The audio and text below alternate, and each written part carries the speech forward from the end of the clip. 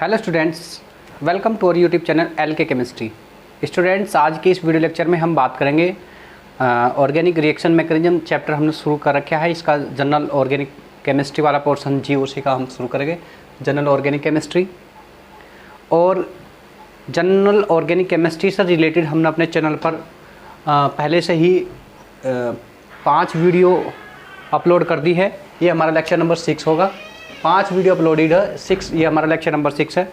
यदि आपने हमारी वो 5 वीडियो नहीं देखी तो प्लीज़ इस वीडियो के डिस्क्रिप्शन में आपको 5 वीडियो के प्लेलिस्ट का लिंक मिलेगा ताकि आप 5 वीडियो को ध्यान से देख सकें। ओके, और जो स्टूडेंट चैनल पर पहली बार विजिट कर रहे हैं उन स्टूडेंट्स के लिए सुझाव दिया जाता है कि चैनल वीडियो को शुरू से लेकर आखिरी तक ध्यान से देखना विदाउट स्किप किए हुए, और बाद में डिसाइड करना कि वास्तव मटेरियल आपके लिए लाभदायक रहा तो हमारे चैनल को बाद में सब्सक्राइब कर लेना। अभी केवल वीडियो को ध्यान से देखना। ओके, तो चलिए शुरू करते हैं। जर्नल ऑर्गेनिक केमिस्ट्री जीओसी, और जीओसी के अंदर हम जो बात करेंगे कुछ इंपॉर्टेंट इफेक्ट्स की बात करेंगे। इलेक्ट्रॉनिक डिस्प्लेसमेंट इफेक्ट, जो इलेक्ट्रॉन के डिस्प्लेसमेंट से कुछ इफेक्ट क्रिएट होते हैं उनको हम डिटेल में बात करेंगे, और उनके अंदर हम फिर उनकी मैकेनिज्म के बारे में स्टडी करेंगे कि उनसे किसी कंपाउंड की स्टेबिलिटी या एसिडिक ऑर्डर पर क्या इफेक्ट डलता है, उसको हम चेक करेंगे। तो ये 4 इफेक्ट है basically important. One is inductive effect, electromeric effect, hyper conjugation, resonance और मेसोमेरिक इफेक्ट। ये 4 इफेक्ट है जनरल ऑर्गेनिक केमिस्ट्री में, चारों बहुत ही इंपॉर्टेंट है। इनको हम डिटेल में बात करेंगे, और आज के वीडियो लेक्चर में हम लेकर चलेंगे इंडक्टिव इफेक्ट को। क्लियर है? इन चारों इफेक्ट में इलेक्ट्रोमेरिक इफेक्ट ये टेम्परेरी इफेक्ट होता है, शॉर्ट टाइम के लिए डेवलप होता है, और बाकी जो 3 इफेक्ट है इंडक्टिव, हाइपर कॉन्जुगेशन और resonance, that is permanent effect. Only temporary effect कौन सा? Electromeric effect. क्लियर है? तो इनको तो हम डिटेल में बाद में करेंगे। आज के वीडियो लेक्चर में हम इंडक्टिव इफेक्ट को बात करेंगे। तो आप हेडिंग लगाना ना, इंडक्टिव इफेक्ट बहुत ही इंपॉर्टेंट चीज़ है। इंडक्टिव इफेक्ट ना प्रेरणिक प्रभाव बोलते हैं इसको हिंदी में, प्रेरणिक प्रभाव। क्लियर है? अब ये इंडक्टिव इफेक्ट कहता क्या है इसको आप ध्यान से देख लेना। जैसे ये मैं कार्बन की कोई चेन बना दी CCCX, क्लियर है? ये 3 कार्बन एटम है, ये X है। यहाँ पर जो X है, द इलेक्ट्रोनेगेटिविटी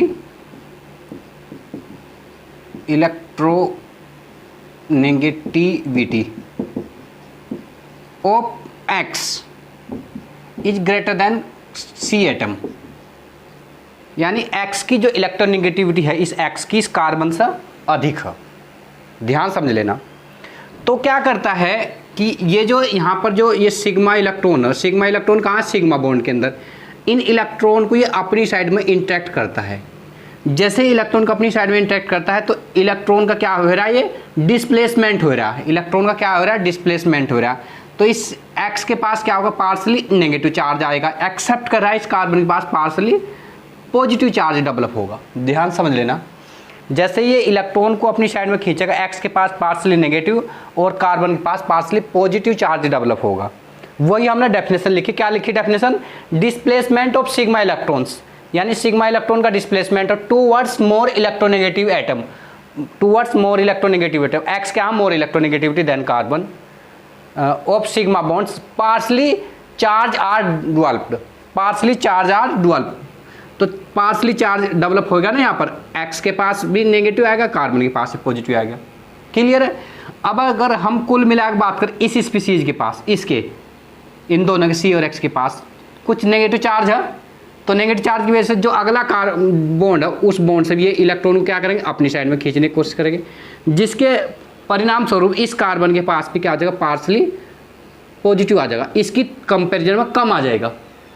क्लियर है? इसी प्रकार से अगर इस पूरी स्पीसीज की बात करें, इस पूरी स्पीसीज के पास पार्सली नेगेटिव चार्ज है, तो इसी प्रकार ये यहाँ से भी चार्ज को अपनी साइड में इंटरेक्ट करेगा, तो इसके पास भी पार्सली पॉजिटिव चार्ज आ जाएगा। क्लियर है? तो ये इसकी जो लिमिटेशन है ऐसा कंसीडर किया गया 3 कार्बन एटम तक रहती है, और डिस्टेंस बढ़ने के साथ साथ इसका मैग्नीट्यूड कम हो जाता है। जितना यहाँ पर खींच पा रहा है इस चार्ज को अपनी साइड में, उतना यहाँ पर नहीं, उतने मैग्नीट्यूड से, और यहाँ पर और कम, और 3 तक ही इसको फिर फ्रीज हो जाता है, सीज हो जाता है। 3 के बाद 4 पर ये कार्य नहीं करता। ध्यान समझ लेना। इसी को बोलते हैं हम इंडक्टिव इफेक्ट। इसी को बोलते हैं इंडक्टिव इफेक्ट। मतलब डिस्प्लेसमेंट हो रहा है हमारे सिग्मा इलेक्ट्रॉन्स का towards more electronegative atom, towards more electronegative atom, और चार्ज क्या डेवलप हो पा रहा है। तो इसको बोलते हैं हम इंडक्टिव इफेक्ट या प्रेरणिक प्रभाव। क्लियर बात। अच्छा, ये दो टाइप से होता है। यहाँ पर जो एक्स है, एक्स की इलेक्ट्रोनेगेटिविटी कार्बन से ज़्यादा है, तो इस टाइप के जो ग्रुप हो गए उनको हम बोलते हैं electron withdrawing group. Electron withdrawing group लिख देते हैं, इलेक्ट्रॉन विड्रोइंग ग्रुप। शॉर्टकट में इनको लिख देते हैं EWG, EWG, EWG। और जो इलेक्ट्रॉन विड्रोइंग ग्रुप, इलेक्ट्रॉन खींच रहे हैं ना, ये इनको बोलते हैं, ये जो प्रभाव उत्पन्न करते हैं उस प्रभाव को बोलते हैं -I। क्या बोलते हैं? -I effect. -I इफेक्ट इसलिए कह रहे, ये रिंग से चार्ज को बाहर की साइड में खींच रहे, रिंग से चार्ज को बाहर की साइड में खींच रहे, इसलिए इस इफेक्ट बोलते हैं -I इफेक्ट। क्लियर बात। अच्छा, अब इसके अलावा कुछ हम इसका रिवर्स वाला भी हम बात करके देख लेते हैं। अगर इस तरह की चैन हो, C single bond C single bond C single bond Y, ऐसा कोई ग्रुप हो, तो यहाँ पर जो Y है, इस Y के केस में क्या हुआ, द इलेक्ट्रोनेगेटिविटी ऑफ X, इस कार्बन की बात करेंगे, carbon of C atom is greater than, ऐसे लिख दें, electronegativity is greater than Y atom. यानी कार्बन की इलेक्ट्रोनेगेटिविटी इस Y की कंपैरिजन में क्या है, अधिक है। तो इस कार्बन की साइड वजह से अधिक होने की वजह से इलेक्ट्रॉन को क्या करेगा, ये जो यहाँ के जो इलेक्ट्रॉन है sigma electron, in sigma electron को ये अपनी साइड में इंटरेक्ट करेगा, इस टाइप से इंटरेक्ट करेगा। तो जैसे ये इलेक्ट्रॉन को इंटरेक्ट करेगा तो यहाँ पर पार्सली चार्ज का डेवलपमेंट हो जाएगा, और जो इस Y के पास चार्ज आ जाएगा, इस चार्ज आ जाएगा प्लस, और इस कार्बन के पास पार्सली नेगेटिव चार्ज आ जाएगा। क्लियर है।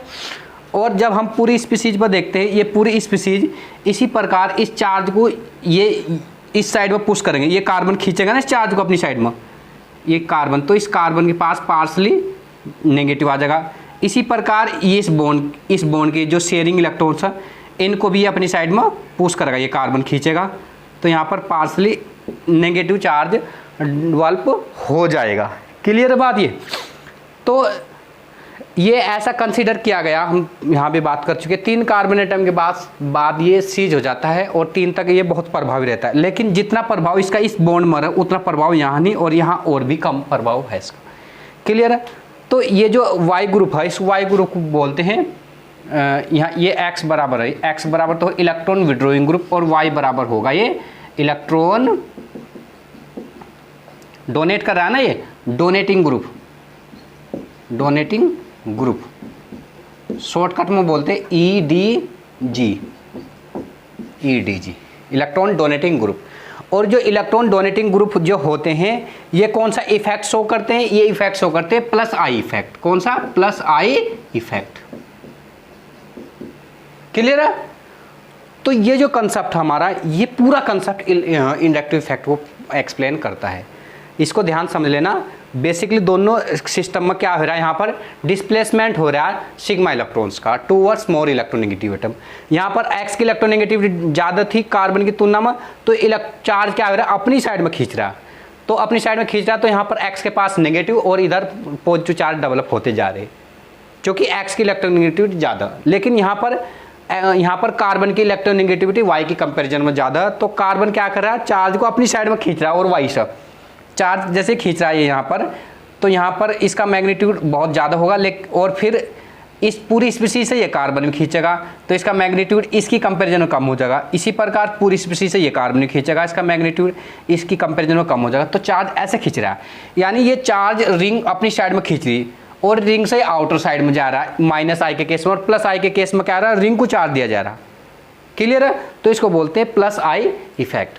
अब हम कुछ ऐसे ग्रुप्स की बात करते हैं जो -I इफेक्ट शो करते हैं और जो +I इफेक्ट शो करते हैं। वो ग्रुप्स की एक सीरीज सीक्वेंस वाइज हम नोट कर लेते हैं, और फिर उन पर बेस हम न्यूमेरिकल प्रॉब्लम डिस्कस करेंगे, जो इसके लिए बहुत इंपॉर्टेंट है, क्योंकि टॉपिक से रिलेटेड न्यूमेरिकल्स बन सकते हैं, जो हमारे NEET, IIT-JEE, even CSIR net उस परीक्षाओं में भी इस पर based problem general organic chemistry से रिलेटेड आती है, उनको हम बात करते हैं। इसको आप साफ साफ नोट कर लीजिए।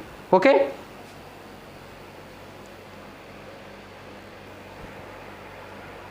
अब ये हमने ऑर्डर लिख दिया, -I ऑर्डर भी और +I ऑर्डर भी। कौन कौन से ग्रुप -I ऑर्डर किस तरह से अरेंज रहे और +I वाला कैसे अरेंज। अब देखो, सबसे पहले हम बात करते हैं -I ऑर्डर। -I ऑर्डर में क्या होगा, ये NF3 है, ये NF3 प्लस है, ये सबसे ज़्यादा शो करता है -I इफेक्ट। देन NR, ये क्या है, NR3 नाइट्रोजन के पास प्लस है। देन NH3 ये प्लस, फिर NO2 ग्रुप, फिर साइनाइड ग्रुप, फिर ये एल्डिहाइड ग्रुप है। एल्डिहाइड ग्रुप से कम किसका होगा, कीटोनिक ग्रुप, उससे कम किसका होगा, हमारे कार्बोक्सिलिक एसिड का। Then fluorine, chlorine, bromine, iodine, then OR, then alcoholic group है ये OH, ये इथाइन ग्रुप है, ये NH2 ग्रुप है, और NH2 के लगभग इक्विवेलेंट होता है फिनाइल ग्रुप ये। Then CH double bond CH2, then hydrogen. Hydrogen के बाद ऐसा कंसिडर किया गया, फिर +I इफेक्ट शो करते हैं, हालांकि हाइड्रोजन बॉर्डर लाइन पर है। ओके, तो ये ऑर्डर हमें लर्न करने पड़ेंगे और इन ऑर्डर पर ही बेस्ड प्रॉब्लम आते हैं। देखो, ऑर्डर तो लर्न करने पड़ेंगे, ये तो कंपलसरी, क्योंकि इसकी कोई शॉर्टकट्स तो है नहीं। अगर आप ऑर्डर इनका ये एक तरीके से लर्न कर लेते हैं, हैलोजेंस का तो आप आसानी से कर लोगे, फ्लोरीन, क्लोरीन, ब्रोमीन, आयोडीन, स्टिटीन। इसके बाद आप OR, अल्कोहल, इथाइन, NH2 ये ग्रुप। लेकिन शुरुआत यहीं से करेंगे, NF3, NR3, NH, NO2, CN, aldehyde, ketone, carboxylic acid. इस तरीके से पूरे ऑर्डर को आप अरेंज कर लोगे तो आपके माइंड में एक फिगर बन जाएगी, फिर प्रॉब्लम आएगी तो आसानी से अटैम्प्ट कर लेंगे।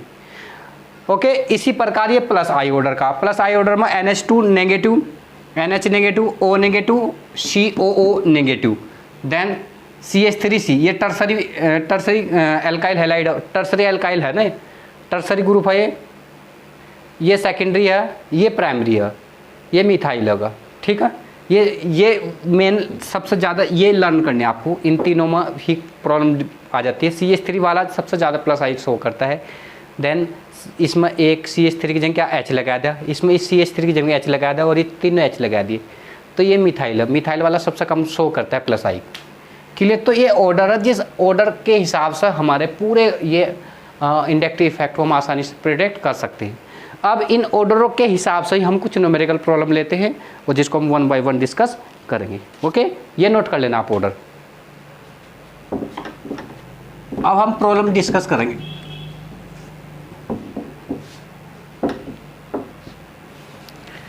Which is more stable, question है, विच इज मोर स्टेबल, कौन सा, एक FCH2 COO नेगेटिव, एक लिखा Cl CH2 COO negative, CH2 COO negative, ICH2 COO negative. देखो, ये एक क्वेश्चन दिया, इसमें कौन सा स्टेबल है, which is more stable. More stable, stability कैसे चेक करेंगे, स्टेबिलिटी चेक होती है जो -I इफेक्ट को ज़्यादा शो करेंगे, जो -I इफेक्ट जितना ज़्यादा शो करेंगे वो उतना ही ज़्यादा स्टेबल होगा। अब देखो यहाँ पर ये जो चार्ज नेगेटिव, इस चार्ज को ये क्या करेगा, ये कार्बन अपनी साइड में इंटरेक्ट करेगा यहाँ पर, और उससे पहले हमारे पास क्या फ्लोरीन है, फ्लोरीन खींचेगा, फ्लोरीन चार्ज को अपनी साइड, क्योंकि फ्लोरीन की इलेक्ट्रोनेगेटिविटी ज़्यादा, तो जैसे ही खींचेगा तो ये 3 कार्बन एटम तक का खींच सकता है। क्लियर, तो यहाँ ये फ्लोरीन के पास नेगेटिव आ जाएगा, इस कार्बन के पास पॉजिटिव आ जाएगा। इसी प्रकार यहाँ पर भी क्लोरीन में भी वही रिएक्शन होगी, ये भी खींचेगा, और यहाँ ब्रोमीन के केस में भी वही रिएक्शन होगा, और आयोडीन के केस में भी वही। लेकिन अब इनका ये ग्रुप तो दोनों में 3-4 एग्जाम्पल में कॉमन है, केवल हम इसके आधार पर चेक करेंगे। अब फ्लोरीन, क्लोरीन, ब्रोमीन, आयोडीन, इनका ऑर्डर हमने पढ़ लिया, क्या हो, fluorine, then chlorine, then bromine, then iodine. Clear है, इसका मतलब ये जो पहले वाला है इट इज़ मोर स्टेबल, इनका ऑर्डर क्या होगा, इसी आधार पर हम बता सकते हैं कि ये सबसे ज़्यादा स्टेबल हो। ये ऑप्शन में था A, B, C, E, D, तो आप कैसे लिख देंगे, A, then B, then C, then D, ये ऑर्डर हो जाएगा हमारा। समझ में आ रहा है ना? केवल इसके बिहाफ पर हमने चेक किया, फ्लोरीन, क्लोरीन, ब्रोमीन, इसमें जो ऑर्डर सबसे ज़्यादा है वो किसका है? ये फ्लोरीन का। इस आधार पर हमने चेक कर लिया। ओके, चलिए एक नेक्स्ट हम बात करते हैं। अच्छा, इसमें एक चीज़ और ध्यान रखना आप ना, जो माइनस आई इफेक्ट जो शो करते हैं, इसके लिए एक चार्ज ध्यान रखना। जो चार्ज होता है, यदि चार्ज रुका हुआ कोई चार्ज यदि रुक जाए तो वो अनस्टेबिलिटी लाता है। चार्ज यदि रुका हो अनस्टेबिलिटी लाता है, अगर चार्ज डिस्ट्रीब्यूट हो जाता है वो स्टेबिलिटी लाता है। जैसे चार्ज ये यहाँ से क्या हो रहा है? डिस्ट्रीब्यूट हो रहा है इस साइड में, डिस्ट्रीब्यूट होने से क्या आ रहा है? स्टेबिलिटी ला रहा है। अगर चार्ज रुक जाए तो अनस्टेबिलिटी प्रोड्यूस करता है, ये ध्यान रखना। अगर चार्ज डिस्ट्रीब्यूट हो गया तो वो क्या कर रहा है? स्टेबिलिटी प्रोड्यूस करता है। ओके अब एक एग्जाम्पल और करते हैं। ए दिया हम NO2 CH2COO negative, B CH double bond CH single bond COO negative, C FCH2 COO negative, ये दिया हम। अब इसमें क्या क्या स्टेबिलिटी से, इसकी सबसे पहले तो हमें स्टेबिलिटी चेक करनी और फिर हम स्टेबिलिटी चेक करेंगे, उसके बाद एक नई प्रॉब्लम भी क्रिएट करेंगे फिर इसमें। अब इसमें हमें सबसे पहले ग्रुप देखना कौन सा पहला आ रहा है। NO2 ग्रुप आप देख रहे, NO2 group plus I effect सबसे ज़्यादा शो करता है, देन ये डबल बॉन्ड और फ्लोरीन वाला सबसे बाद में था। अभी ऑर्डर जो लिख रहे थे हम, NO2 highly plus I effect show करता है, देन ये, और हेलोजन तो बाद में था। ओके, तो इसके आधार पर हम क्या कह सकते हैं? A B C, ये होगा। A ज़्यादा मोर स्टेबल होगा, then B, then C। Clear है? इस तरीके से हम चेक करते हैं। अब स्टेबिलिटी से तो हम क्या, एक चीज़ और चेक करते हैं। स्टेबिलिटी से हम एसिडिक ऑर्डर चेक कर सकते हैं। Stability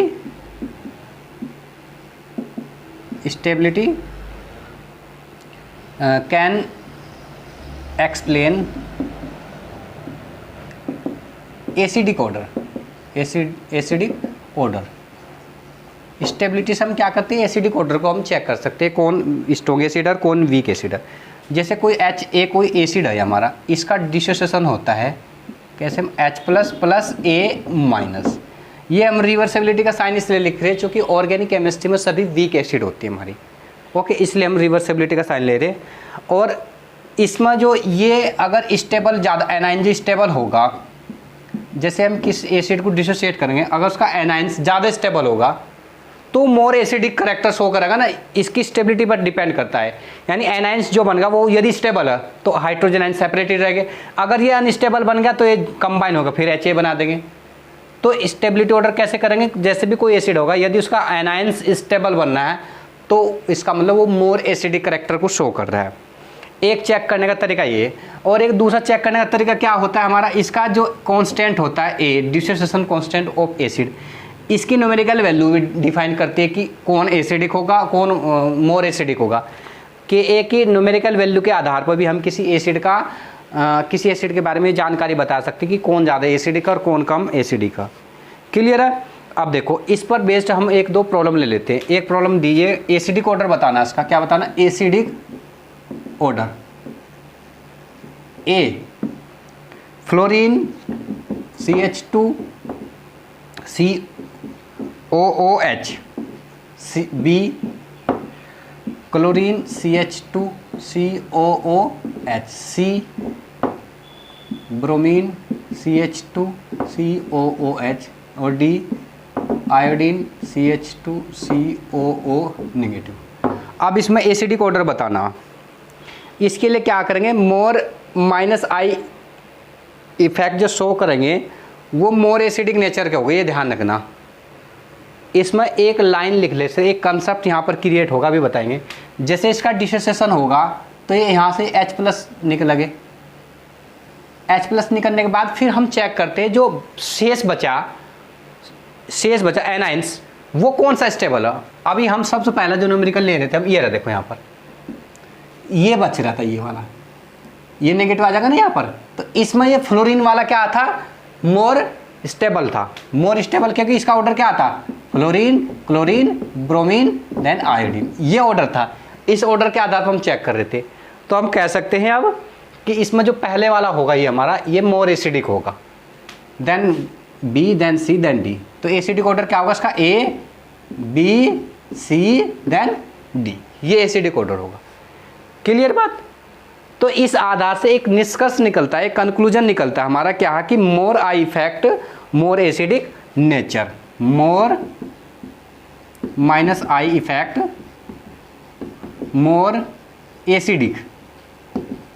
acidic character. क्लियर है, ये निष्कर्ष निकल रहा है यहां से।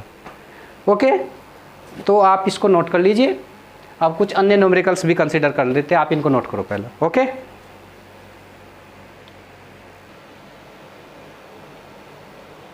ये कुछ एसिडिक ऑर्डर फाइंड आउट करने के लिए प्रॉब्लम्स ली।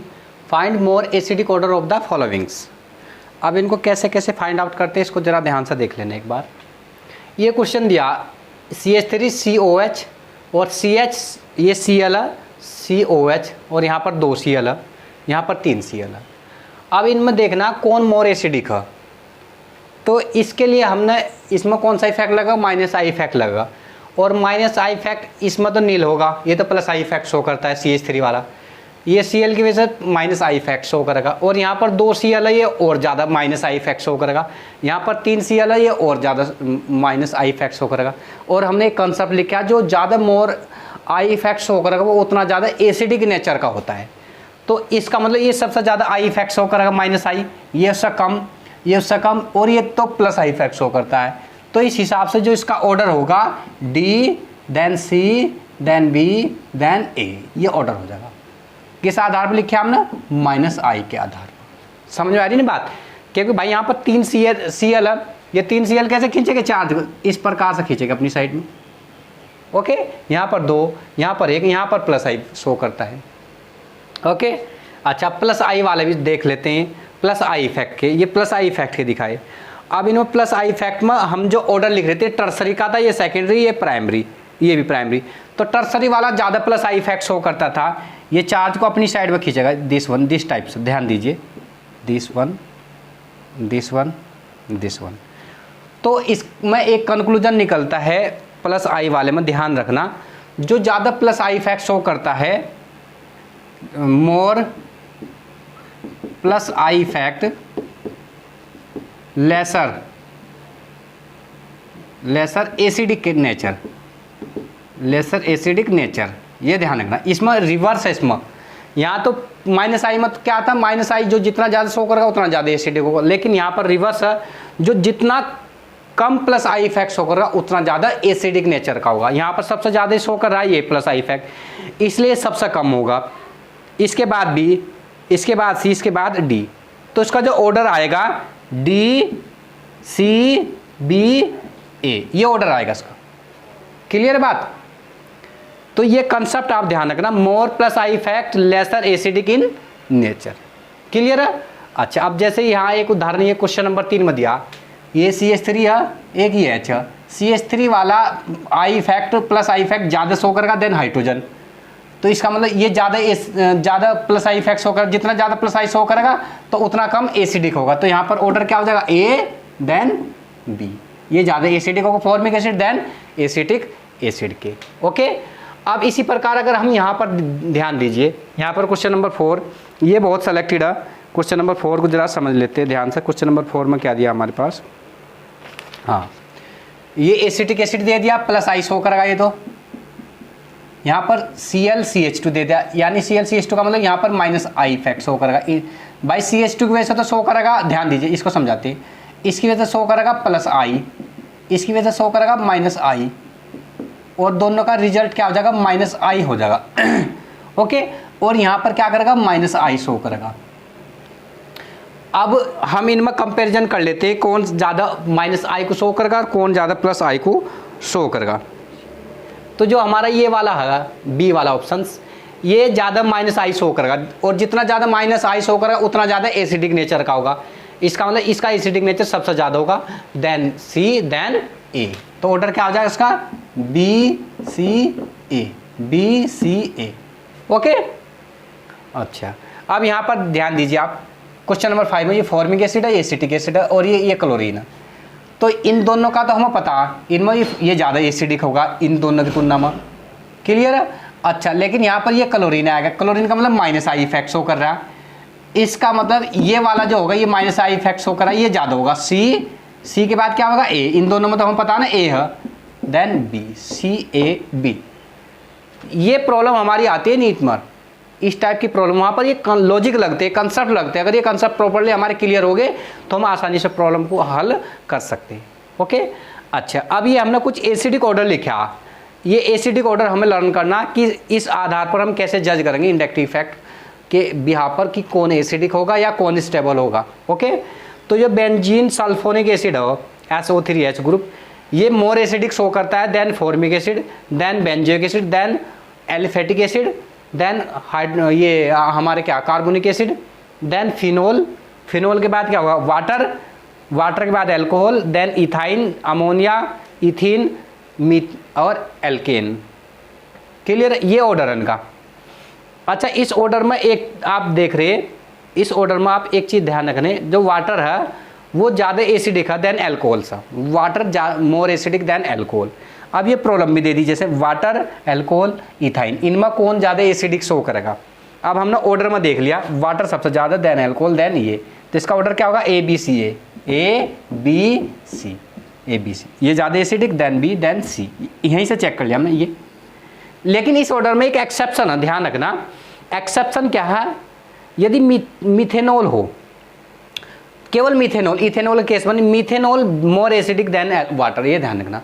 मिथेनॉल वाटर की कंपैरिजन में ज़्यादा एसिडिक करेक्टर शो करता है। क्लियर बात? तो ये हमें थोड़ा सा एक्सेप्शंस ध्यान रखने पड़ेगा और इस ऑर्डर का ध्यान रखना पड़ेगा। इस ऑर्डर के हिसाब से फिर हम कोई भी प्रॉब्लम आसानी से हल कर सकते हैं। एक प्रॉब्लम और ले लेते हैं इस पर बेस्ड, इनको नोट कर लेना आप ध्यान से। ओके, या स्क्रीनशॉट ले लो।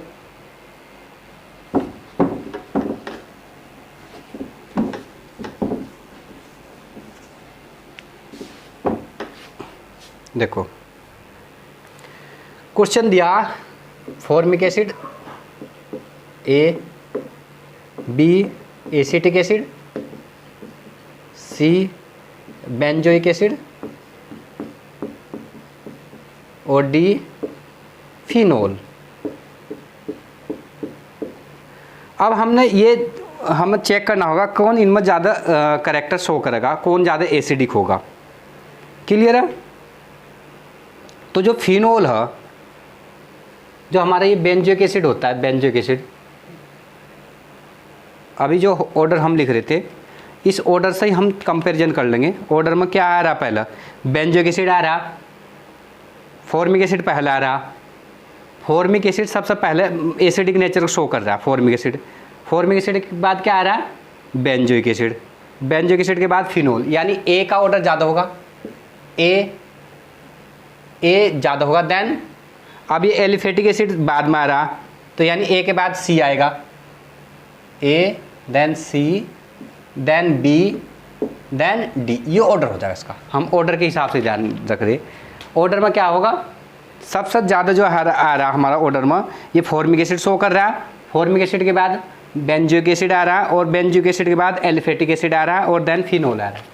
तो इस ऑर्डर के हिसाब से हम अरेंज कर पा सकते हैं। ओके, अच्छा, अब एक प्रॉब्लम और डिस्कस कर लेते हैं हम। एक प्रॉब्लम है, क्वेश्चन है नेक्स्ट। ये हमारा बेंजोइक एसिड दे दिया, बेंजोइक एसिड दे दिया, एक दे दिया फिनोल दे दिया, OH NO2 ग्रुप PS के साथ अटैच, और एक है एक ग्रुप और अटैच कर रखा है बेंजोइक एसिड पर, COOH CH3 ग्रुप। अब इनमें पूछ लिया कि कौन एसिडिक करेक्टर ज़्यादा शो करेगा, इन दोनों में ध्यान रखना। तो इसमें जो बेंजोइक एसिड में तो कोई इफेक्ट शो नहीं हो रहा, नो इफेक्ट, नो इफेक्ट। अब यहाँ पर NO2 ग्रुप के इंट्रोडक्शन होने से कौन सा ग्रुप कौन सा इसमें इफेक्ट शो करेगा? -I शो करेगा। और इसमें ये हमारा CH3 के इंट्रोडक्शन होने से कौन सा शो करेगा? +I शो करेगा। CH3 के होने से कौन सा शो करेगा? +I शो करेगा। अब एसिडिक करेक्टर कैसे चेक करेंगे हम? -I वाला ज़्यादा आएगा, यानी A B C, यानी B then C then A, ये ऑर्डर हो जाएगा इनका। क्लियर बात। अच्छा, एक लास्ट प्रॉब्लम और डिस्कस कर लेते हैं हम। मीथेन दे दिया, अमोनिया दे दी, वाटर दे दिया और हाइड्रोजन फ्लोराइड दे दिया। ए बी सी डी, इनमें कौन एसिड दिखा ज़्यादा। अब हम कैसे जज करेंगे, ध्यान दीजिए। हमने स्टार्टिंग में बोला था आपको HA कोई वीक एसिड ऑर्गेनिक एसिड होगा, H plus plus A minus. यदि ये ज़्यादा स्टेबल है, ये चेक करते, ये यदि ये स्टेबल होगा तो स्ट्रॉन्ग एसिड होगा, स्टेबल होगा तो ये बैकवर्ड रिएक्शन नहीं हो पाने की। ओके, अगर ये स्टेबल बनना है। अब इनमें देखते हैं, इनके एनाइंस बना देते हैं। इसका एनाइंस क्या बनेगा, CH3 माइनस। इसका एनाइन क्या होगा, NH2 माइनस। इसका एनाइंस क्या बनेगा, OH माइनस। इसका एनाइंस क्या बनेगा, फ्लोरीन माइनस बनेगा। ये बनने ना।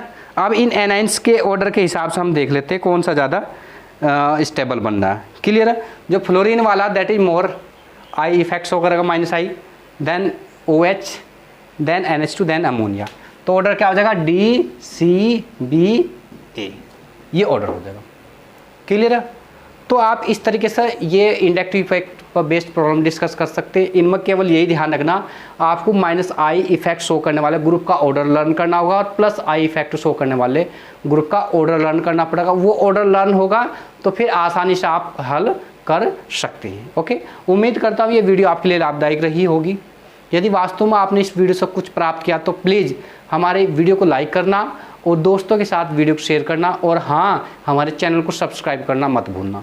चैनल को सब्सक्राइब कर लेना। Okay, thank you.